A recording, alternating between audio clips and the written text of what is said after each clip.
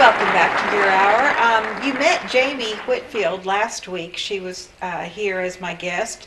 She's my associate producer, and she came to us from Oxford House, which is, well, I'll let you tell us what Oxford House is, Jamie. It's a sober living. Don't whisper. It's a sober living, basically recovering house that men and children, women and women and children can go to have that support and safe haven. Now, it's not just one house, right? No. There are separate facilities kind of scattered all over town, aren't Yes, there? there's about roughly 30 plus houses Really, here in that Sedgwick many? County. Yes, and like I said, some of them are for women and some of them are for men and children, women and children, just a variety of homes.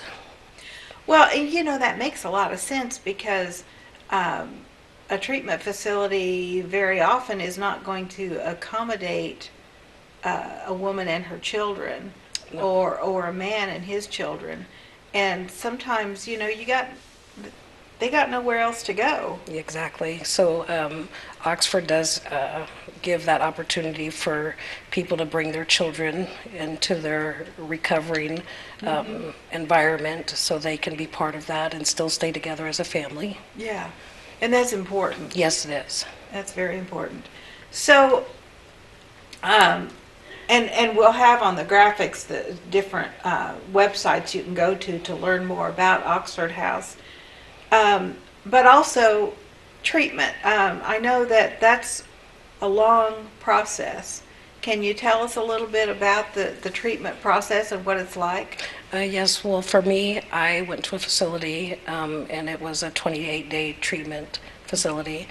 And what it gives you and what it just, starts off to be is just basically that knowledge, that just laying that foundation of who you are, basically trying to come to terms with admitting that you are powerless over drugs and alcohol and that your life has become unmanageable. And so then from there, they educate you and they start to try to help you with your cognitive thinking to just retrain your brain, because our thinking as addicts has always been, I just say, first thought wrong, because our first thoughts are to run to drugs and alcohol to fill the voids that we have, in our lives that, caused us to, use as an excuse to keep using. So they give you that foundation of you're not crazy, we just have to train our brain and rethink things through and try to find different, things to fill them voids in our lives. Well, and it makes a lot of sense that you have to retrain your brain. It's that way if you're dieting, if it's that way if you're trying to give up smoking.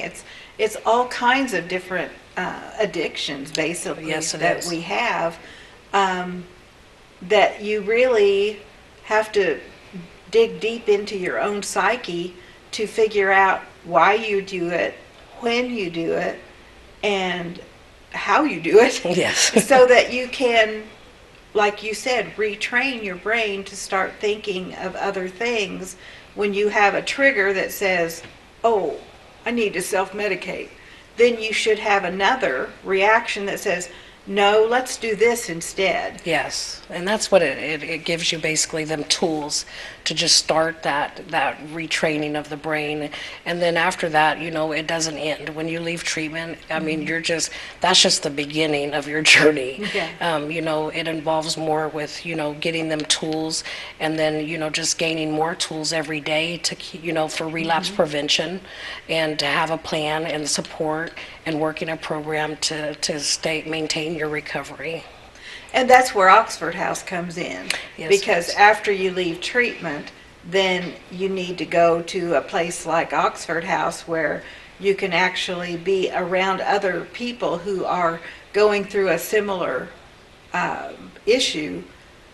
Maybe they might be at a different stage Yes. than you are, And so you kind of help support each other. Yes, it's a wonderful transition to be able to actually go from treatment to a sober living home. If you would have asked me that a couple months ago, I'd have told you I didn't need it. But I'm so blessed that I took that opportunity to grow and be a part of the Oxford home, because it has given me,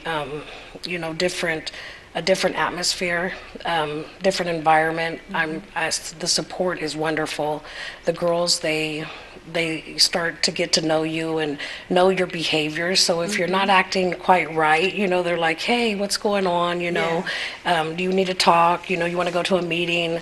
So you're surrounded by a support group that is in the recovery program as well. And they know where you're at because they've been there. And that's very important to maintain your recovery, is to, sometimes just for them people to call you out and say, hey, this isn't like you. What's going on? Knock it off. But that way you can help each other, though, and that's important, because sometimes when you're around people who are supportive, but they may not know the experience that you've had, and they may not really know how to reach you. Yes. But the people who've been there, they know how to reach you. Yes, they do, and we just are accountable, and that's what it's all about. With the Oxford home as well, is just being accountable, replication. Being responsible for our own actions, because, like I said before, every day it's a choice. So them choices, hopefully you make good ones. Yeah. And so the girls just kind of guide you, in helping through your process of. And your motivation, everyone has a different type of motivation. You have several motivations. Number one is your children. Yes, yes. And then you've got a job, and you've got the rest of your family, your mom and all your friends and stuff. You're motivated to want to turn your life around and be the person you used to be. Right. And I guess I would have to just correct you on one thing. My number one motivation is for myself. Because if I didn't do it for me, then I wouldn't have my children, I wouldn't have my mother, I wouldn't have that support group, My recovery and taking care of and doing this for myself is number one for me. Because without that, I have nothing. Yeah. And so just everything else comes into play with, making your recovery your priority and making yourself your priority.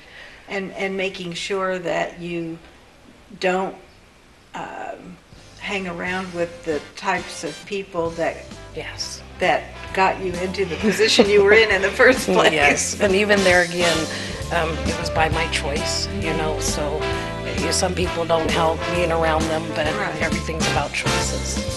Well, Jamie, thanks for joining us Thank you today. It's always a pleasure having you here. And we'll be back with more of your hour. I believe John Ellert's of Gallery 12. Is that correct?